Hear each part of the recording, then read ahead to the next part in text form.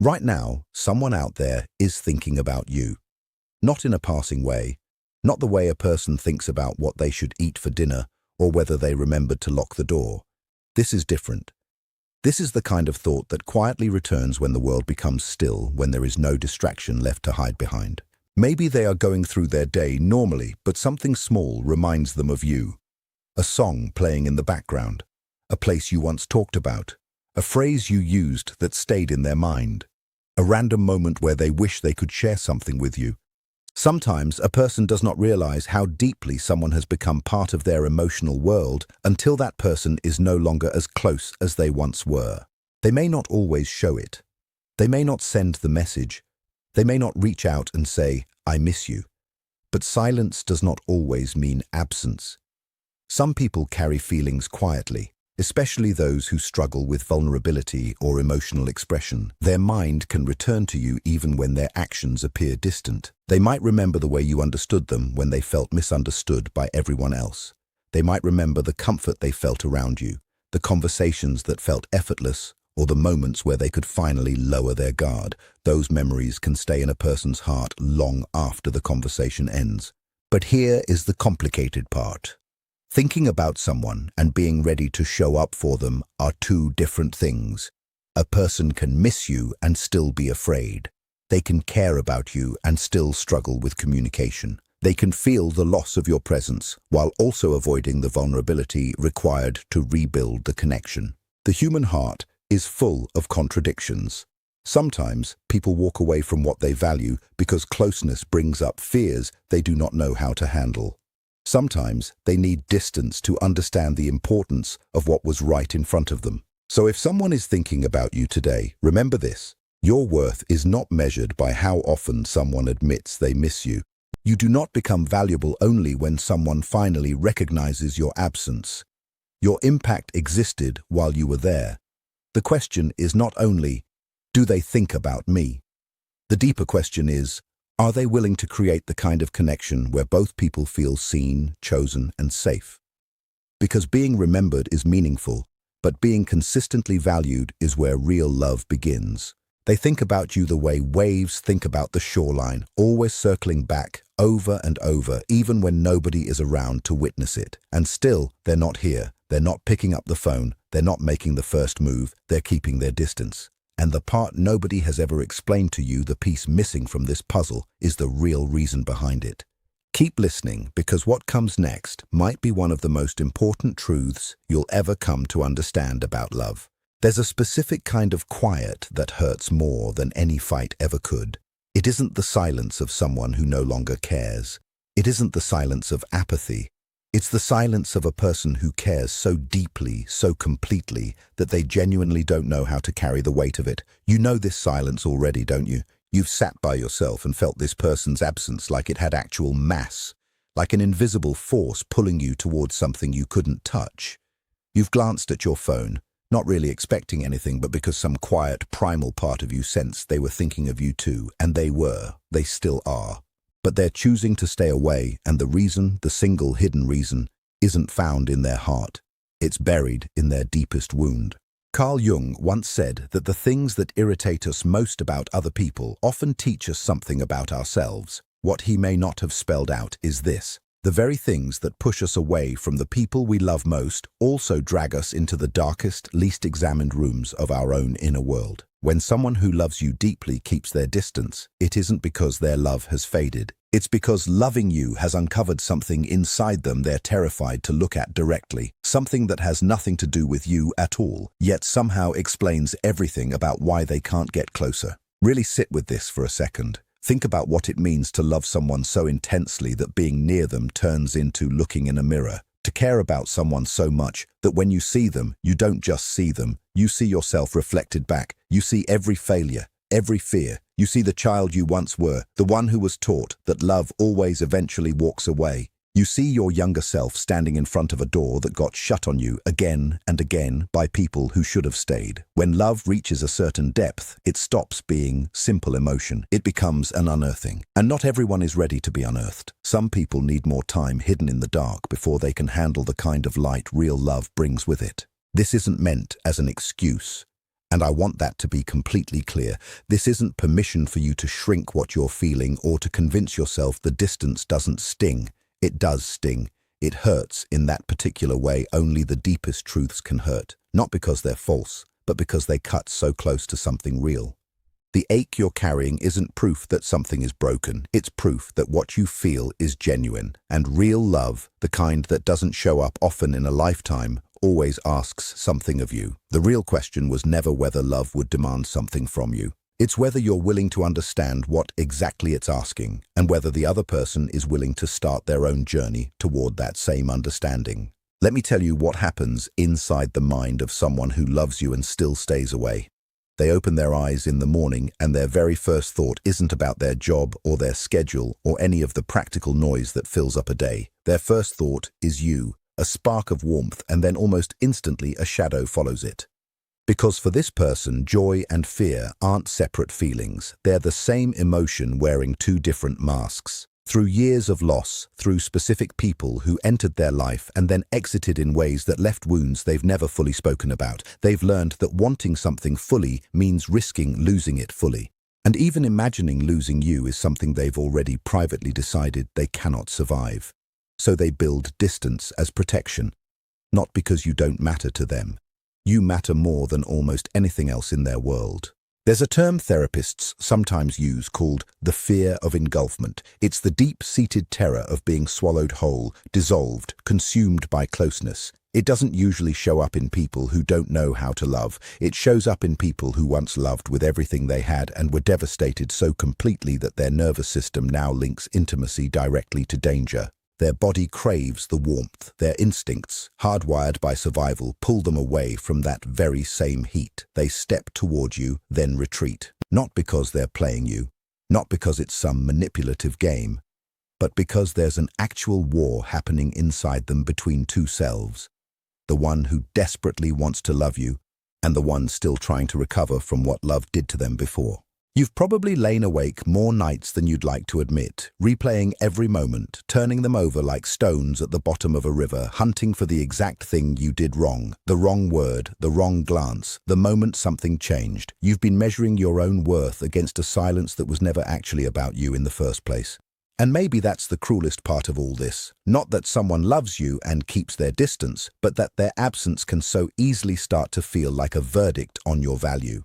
As if their inability to stay proves you're somehow too much or not enough or fundamentally hard to love. None of that is true, not a single word of it. But pain doesn't go looking for truth. It goes looking for an explanation. And the story we tell ourselves most often when someone pulls away is that we must have earned it. You did not earn it. I want that to sink in completely with no asterisks attached. Whatever has unfolded between you and this person, however wide the distance has grown, however long the silence has stretched on, you didn't do anything wrong enough to deserve being loved in secret. You don't deserve a love that refuses to say its own name out loud. You don't deserve to be someone's hidden comfort, their private warmth, the feeling they guard carefully in their chest but never let out into open air. You deserve to be chosen openly, unmistakably, with their full presence. And getting there, whether with this specific person or with a love that hasn't found you yet, starts with understanding what's really going on beneath this painful, confusing, quietly heartbreaking situation. Here's the hidden reason behind the distance. They haven't yet figured out how to separate love from loss inside their own mind. In their internal world, shaped by early experiences, by caregivers who were unreliable or simply absent, by relationships that started as fire and ended as ash, by a wound they've maybe never said out loud to a single soul, love and loss don't happen one after the other. They happen at the exact same time. To love, for this person, is to already begin grieving. Before anything has even ended, they're mourning it. Before you've even fully settled into their life, they're already feeling the echo of you leaving. So they do exactly what every wounded creature does when something approaches that could either save them or destroy them. They freeze, they retreat inward, they go silent, they stay away. This isn't who they actually want to be, and I need you to really hear that. If you could somehow step inside their mind, read every message they typed out and never sent, listen to the conversations they have with themselves late at night, feel the true depth of what they long for when it comes to you, you wouldn't feel rejected. You'd feel something that's actually harder to sit with. You'd feel grief on their behalf because there's nothing lonelier in this life than loving someone deeply and being unable to access that love. Nothing more isolating than being locked outside your own heart. They aren't staying away from you. They're staying away from the version of themselves your love is asking them to become. And becoming that person, fully open, completely trusting, vulnerable, without a backup plan for retreat, might be the hardest thing a wounded person is ever asked to do. Jung wrote extensively about the shadow, that hidden collection of everything about ourselves we've refused to face. Every feeling we've labeled too dangerous. Every need we've felt ashamed for having. The shadow doesn't vanish just because we look away from it. It grows stronger. It runs the show from beneath the surface, quietly steering our choices in ways we can't even see, because we're too busy avoiding it altogether. The person who loves you and keeps their distance is being controlled by their own shadow, by the part of them that learned long ago that being fully seen means being fully rejected, that being truly known means being found lacking, that the only safe love is the one you keep locked inside and never actually give, because that way you can never really lose it. But here's what that shadow doesn't understand. What the frightened inner child who built all these walls in the first place could never have known. You can't outsmart loss by refusing to love at all. All you do is guarantee it. Every second you spend hiding your true feelings to shield yourself from some future pain is a second you're already living through the exact loss you're trying to dodge. Choosing absence to protect yourself from pain is still choosing absence, and absence, no matter how carefully it's disguised, is still its own kind of death. It's still the very thing you feared, just wearing a different outfit. So what would it actually take for this person to break through that wall? Not from you, not yet, but from them. It would take something the philosopher Simone Weil once called attention. Not the kind of attention that just watches and analyzes from a distance, but full, undefended, wide-open presence. It would mean sitting with their fear instead of instantly converting it into distance. Feeling the pull toward you and, instead of running, pausing inside that feeling. Asking themselves not, what if this falls apart, but what if this is actually the beginning of something? Understanding that the life they've been protecting by keeping their distance isn't really a life at all, it's a rehearsal for one. A simulation of safety that has quietly cost them the very thing that would have made safety worth having. And maybe you've wondered whether there's anything you're supposed to do. Whether you should reach out or stay quiet.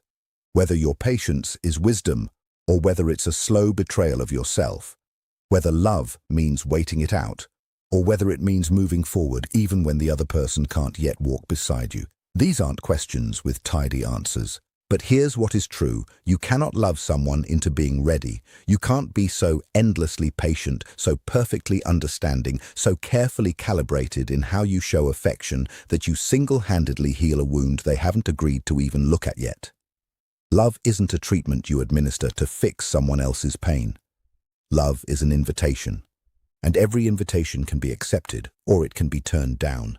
What you can do, what you owe yourself, is staying honest about what you actually need, what you're genuinely willing to give, and how much longer you can keep offering the first without ever receiving the second.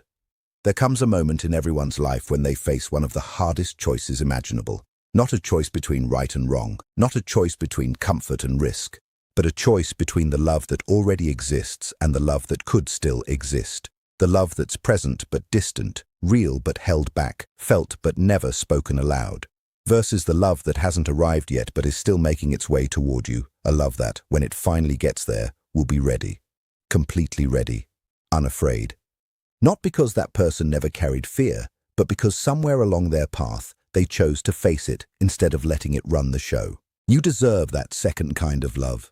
But it's also possible, if this person is truly willing, genuinely willing, that you could witness them find their way to becoming exactly that. People heal. People grow. People sometimes reach a breaking point of pain significant enough that they finally turn to face the very thing they've spent years running from. And when they do turn around, they often discover that what was chasing them was never really a monster. It was their own unmet longing, the deepest, most legitimate need of their heart, just dressed up in the terrifying costume of vulnerability. The instant they stop running and actually look at it clearly, everything shifts. But you cannot spend forever waiting on the mere possibility that someone else might transform. That isn't love anymore. That's sacrifice. And sacrifice, once it becomes total and completely one-sided, eventually empties a person out.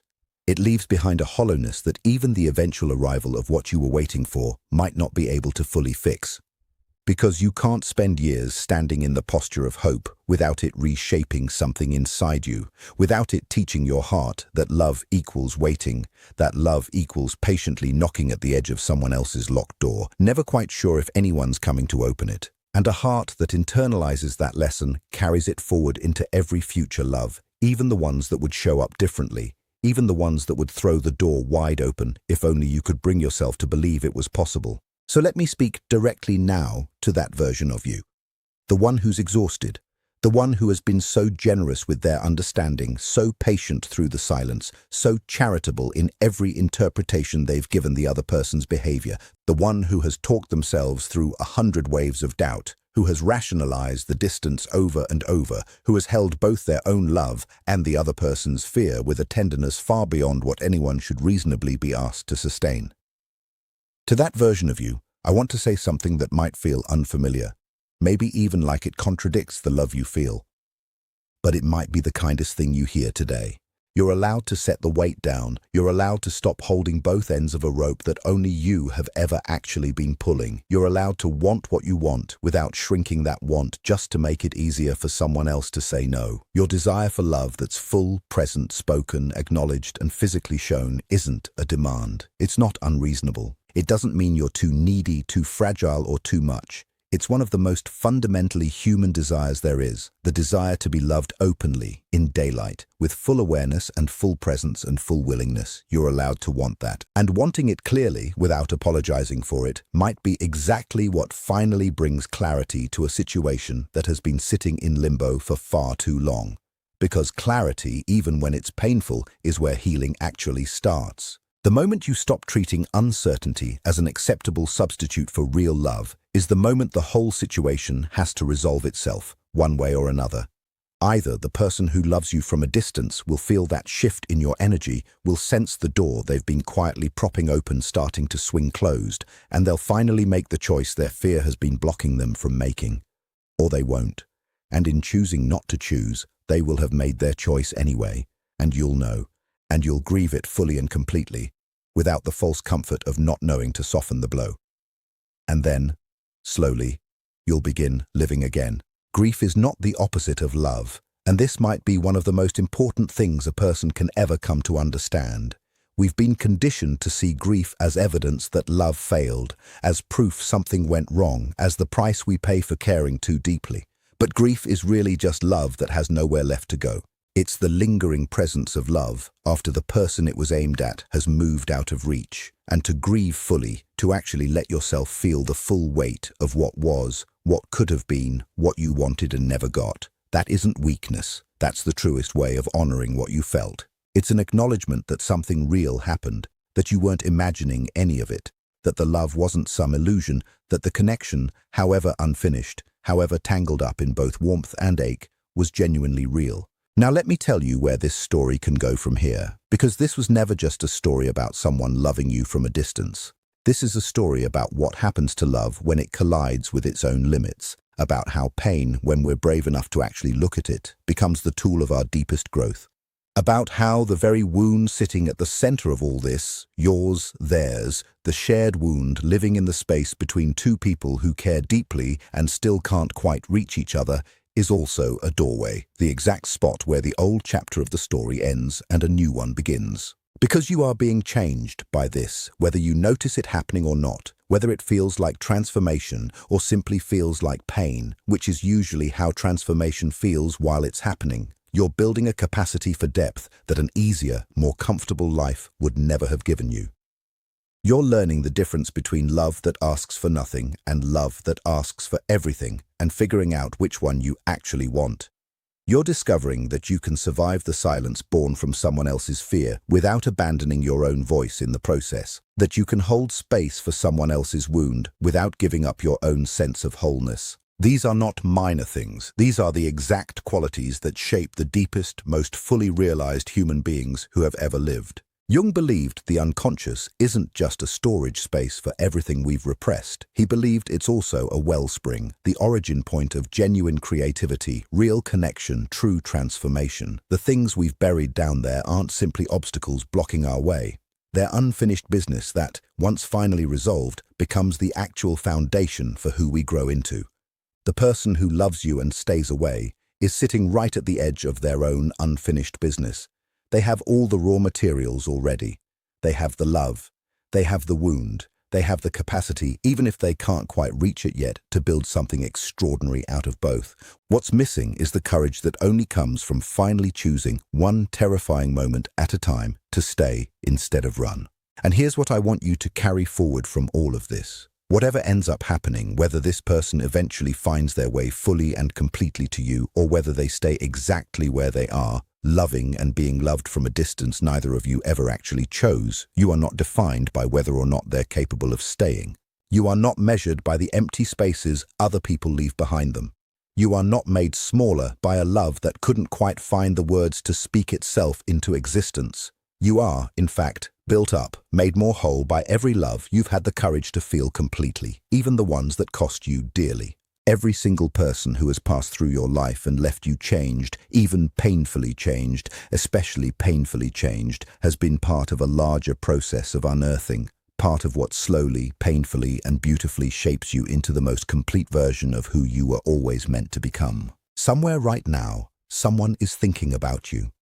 They love you in a way their fear hasn't yet learned how to translate into presence. They carry you in the deepest, most guarded part of themselves. And whether that love ever makes its way fully into the light of a shared life, or whether it stays a quiet, private thing both of you end up carrying separately into whatever comes next, it was real. It is real. Love doesn't stop being love just because it can't find its shape. It doesn't stop mattering just because it can't find the right words. It doesn't stop shaping the people who hold on to it long after they've parted ways, long after the silence has stretched across seasons and then across years. And you, the one who has loved someone who keeps their distance, the one who has held your own heart with such remarkable patience and such remarkable pain, you are not broken. You are not too much. You are not abandoned. You are right in the middle of one of the most profound experiences a human being can go through. The discovery that love isn't a transaction, isn't a guarantee, isn't a prize handed out for being deserving enough. Love is a form of grace, and grace by its very nature can never be earned or forced or fully explained. It can only be received with open hands and trusted completely, even when it shows up in shapes you never expected and exits through doors you never meant to leave open. The hidden reason behind their distance won't stay hidden forever. Either they'll finally name it themselves in one brave moment that changes everything, or time and distance will end up naming it for them, gently, without any cruelty, the way endings so often do. But you already understand the most important part. You know you're capable of feeling this deeply, of loving this honestly, of surviving the silence and still believing, somewhere beneath all the pain, that something worthy of you remains possible. That is not a small thing. That might be one of the rarest, most precious things that exists in this world. Hold on to it. Carry it with care. Don't let anyone, not even the person you love most, not even the silence they leave in their wake, convince you it isn't worth it. It's worth everything. You are worth everything. And the story of your life is still being written, in ink that hasn't dried yet, in chapters that haven't even started, moving toward an ending more beautiful than anything you've imagined so far. Keep going. The love that's meant to stay is still finding its way to you.